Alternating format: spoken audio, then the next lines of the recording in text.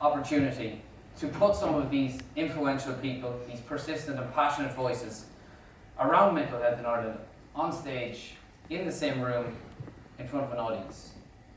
Tonight is called Mental Health.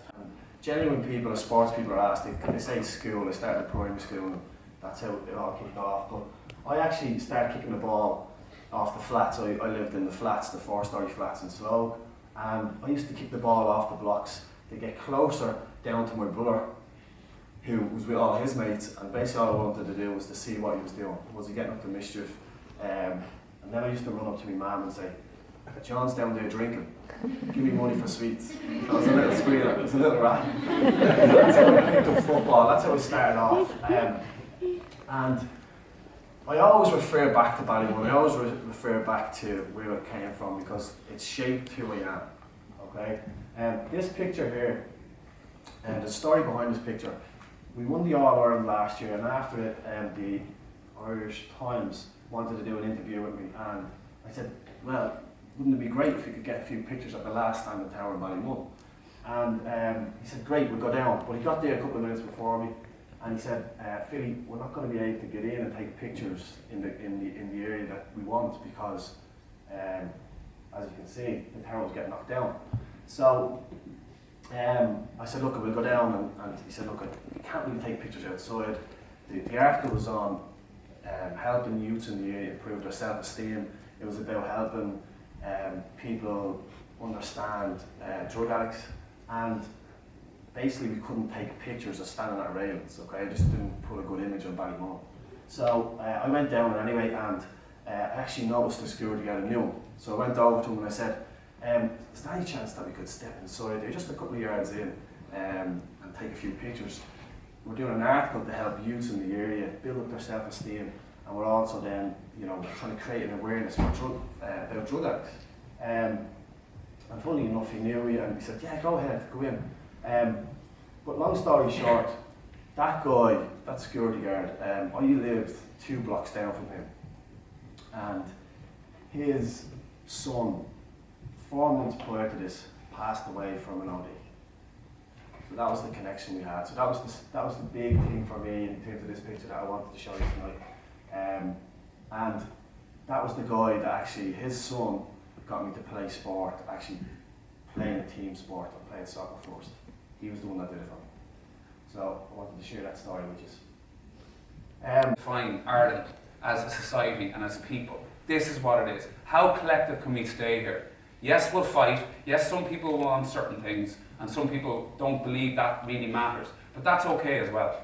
But what isn't okay is to not understand that we all are looking for the same thing. We're looking to destroy and erode the stigma, and we're looking for basically a strategy that can promote early intervention. We're also looking for a strategy for people who are already within the services, and they're not treated like absolute animals.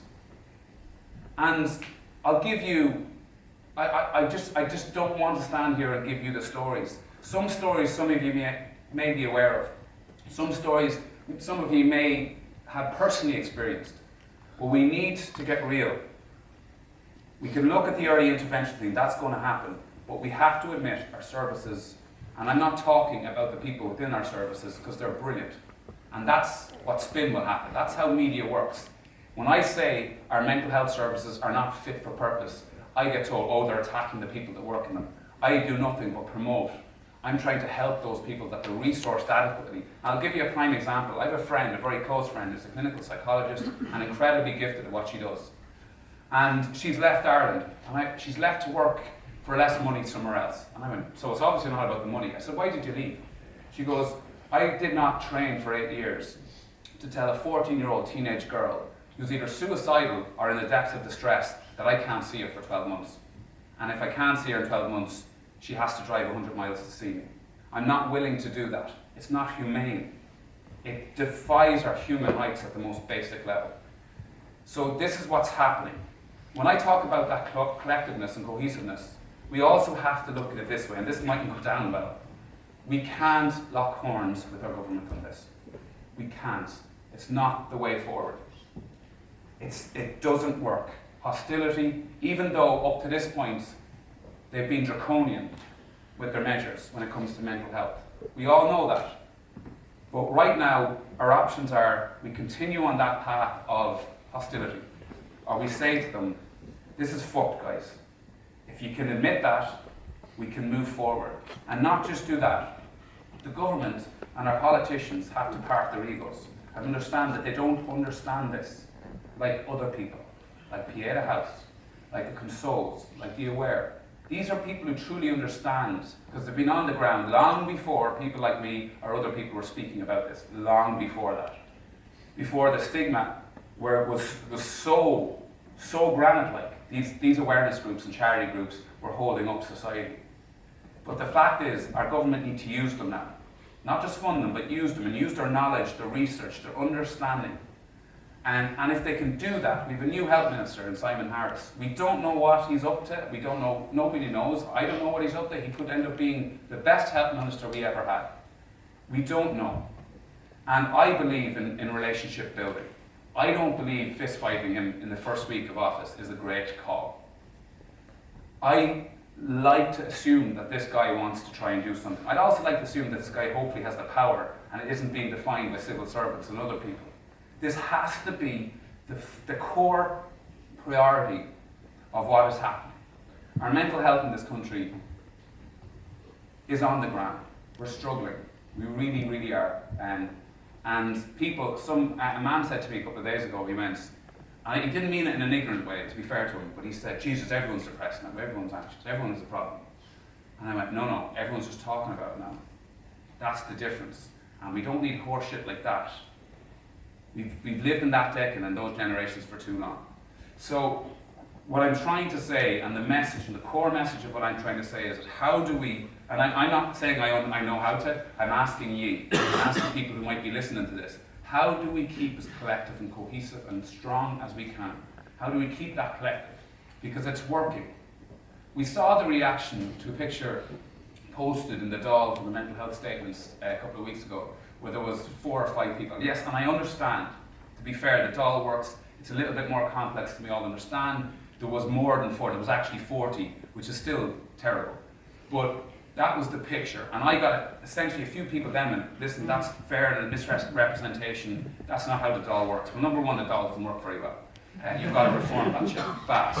Because who was the gobshite who called a mental health statement call in the middle of a negotiation when we didn't have a government and not expected us to get really pissed off? Who was that gobshite who made that call? Because that person probably should get another job. And that's what you've got to start thinking about. And the reaction of that particular photograph wasn't because people were pissed off because there was only a few people in the Dáil talking about the welfare of our state. And if it was a wages debate, there would be, we all know it would be packed. But that wasn't why people were pissed off. People were pissed off because that was a symbolic representation of how our government have treated mental health for decades. That was a reaction of our 600-700 people who died by suicide in this country a year. That was a reaction of the Minister of Health rating a ring-fence budget of 12 million, when already our mental health budget is 6% of the health budget, which is embarrassing, considering the UK spent 14 and the World Health Organization say at a minimum it should be 14%. And the vast majority of that 6% goes on drugs. And I am not here to speak about the medical model, it's absolutely required in many cases. My issue is the over-reliance on the medical model and why we're not looking at the preventative model. I'm just going to show you this image, I think, that was posted by somebody on Twitter this weekend. And I know we referred to this photograph of the dog. One of the things that's interesting in Pieta House is we have a research department and it's excellent. And it is world class, and we operate at international conferences and all of those things. And that's an incredible resource for us to have. And we have academic research across the world, and we could quote facts and figures and bar charts and pie charts and all sorts of stuff. But I think what we have that's more powerful is we have the voices, and we have the stories, and we have the pain, and we have the agony of 22,000 people who've come through our door. And I think there's a compulsion in me and a compulsion for anyone who's involved in Pieta House to share elements of those stories that can be very hard very bitter and very brutal truths to hear. But without those truths, none of this really makes sense. So I'm not a statistics man. I'm not necessarily very good with sums. Thank God we have a finance department to look after that. But I'm going to give you some sums. 13,500 people elected Martisha Cantacanny to the Dáil. 11,500 people elected our new Health Minister, Simon Harris, to the Dáil. And 9,000 people elected our previous Health Minister, Leo Varadkar, to the Dáil. On Saturday morning, 130,000 people marched together from darkness into light across the globe, spanning from Sydney through to San Francisco and everywhere in between, united in that fight against suicide and self-harm. As I say, I'm not very good at statistics, but I would think a mandate of 130,000 people speaking against suicide versus a personal mandate of 13,500 for a Taoiseach says quite a lot about how important the issue is and where it needs to be. And ultimately, I think our mandate, our collective mandate, kind of trumps that of any person sitting in Leinster House. We in Pieta House and in this room need to make the voices of our 130,000 supporters heard. We need to make the voices of the 22,000 people who have come to us sharing their pain and asking for support. We need to make those heard. Those guys in Leinster House, they need to hear us. They need to listen long enough to hear what we're saying. And collectively, we need to enact a real change in the country and a real change in our society. And that's a big, big challenge. Everybody is kind of fighting to hog the spotlight when it does, as it so rarely does, comes up. So to return to the broken leg analogy, some people will suffer from a broken leg. Other people will twist their ankle. Some people will suffer a dead leg for an hour. Are these things all as existentially threatening? No. Is all the pain equally as valid? Yes. And should all these people know exactly the right course of action to help them deal with their pain? Yes. We can't talk about mental health like it's one monolithic disease. It's a mosaic. It affects every single person differently, and every single person has the same right to treatment. Just like the guy who has a common cold deserves cough syrup, and someone who's got cancer needs chemotherapy. We need a health service that provides immediate and effective health care for those suffering from mental illness. We do not need to argue over whose mental illness is more serious. We need to make sure that everybody can be helped in the appropriate manner, no matter how serious their illness.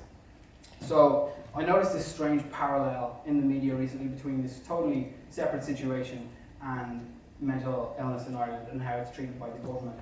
I was watching the documentary about Hillsborough on the BBC, the Hillsborough disaster that happened in 1989, and the facts are astounding. It's 96 people dead, failed and then subsequently blamed by the institutions that are supposed to keep them safe, and a government that refused to acknowledge the real reason why all these people had died, and refused to even pursue an explanation for that for years and years and years, which when I think about how epidemic suicide is in Ireland, it sounds very familiar to me.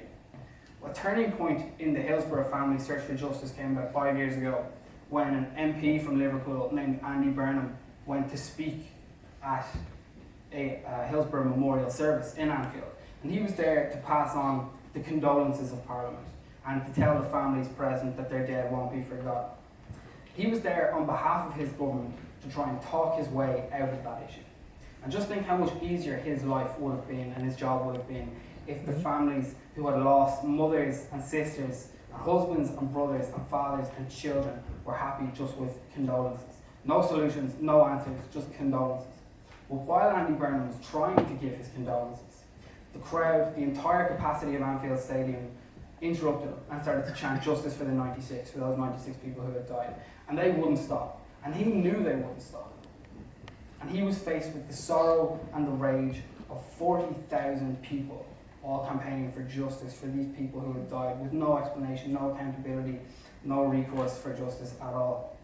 And you could see his face change on screen, like you can see him well up, and you can see nearly the moment he decides he's not even going to try to get the crowd back on side, because there's no hope of it. Because he's realised that talk is cheap when it comes to matters of life and death.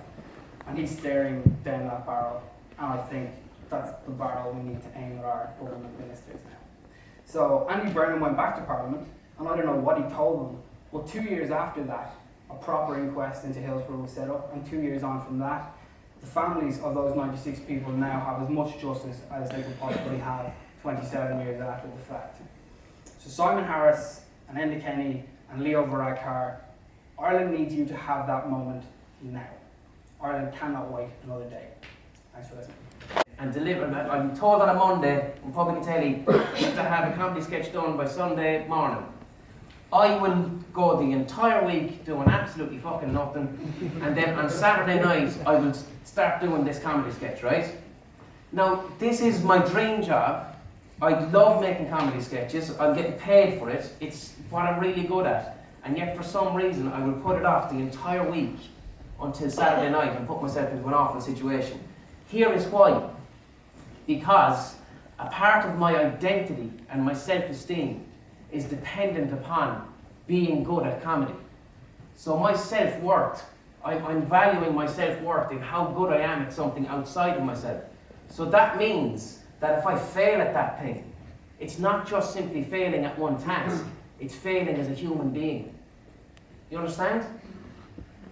So as a result of that, what I'll do is, shit, Saturday night is Saturday night. I do it, I get it completed, I stay up all night and I submit it on Sunday morning. If I submit it and it turns out to be brilliant, I get to say to myself, fucking hell, that was excellent and I didn't even put in any effort. If I submit it and it's a piece of shit, I get to say to myself, well, you know, I didn't even try anyway. Imagine how good it would have been if I tried. But what that is I am protecting myself from failing. If I do that, I can never fail because I've never really tried. And the problem there is that I'm not being emotionally intelligent around my personal identity and self-esteem and an aspect of my behaviour. You should never evaluate yourself as a person by an aspect of your behaviour. Human beings were incredibly complex. You can't evaluate a human by them being good at one thing or another. We're complex with many different things. So that there is a classic example of poor emotional intelligence.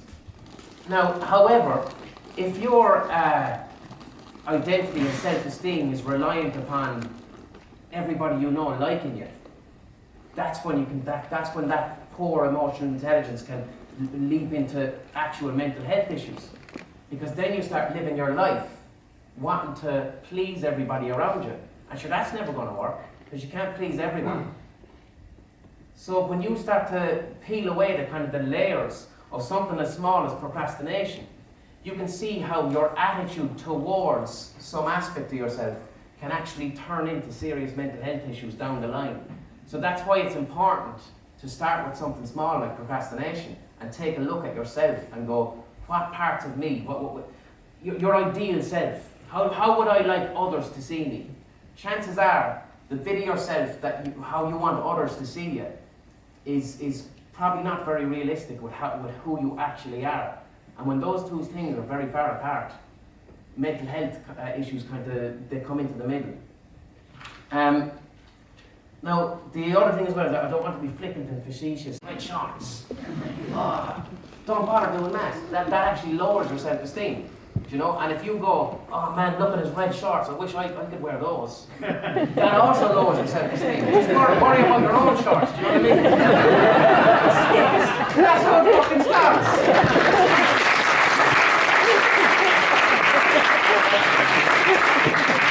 Just a final little thing. If we were an emotionally intelligent society, advertising wouldn't work. Right? And it's as simple as that. Okay? I'll tell you why. Now, first of all, if you want to know who invented what we call modern advertising, and you can Google this, his name was Edward Bernays, and he was an American man, and his uncle was called Sigmund Freud. He read his uncle's book on how to control the human mind and invented what we now call modern advertising. Advertising, as you may know, we haven't been sold a product based on the merits of that product since the Industrial Revolution. If you want to buy soap nowadays, like all I give a fuck about with soap is how clean it's going to get me, right? When was the last time a soap advert was telling you about how clean it's going to get you? It doesn't do that. Soap or soft drinks, or pants, what they're selling you is a better version of yourself. So when you buy the pants or buy the soap, you're not buying the soap, you're going, oh yeah, maybe I can be like this person if I buy it. If we were all emotionally intelligent and aware of our feelings in the here and now all the time, you'd go, no, fuck that, man, I just want something to wash myself. I'd use the washing up liquid instead. You know what I mean? But I'll wrap it up anyway. Thanks very much, lads.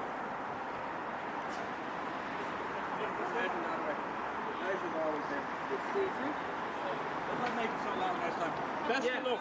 You too.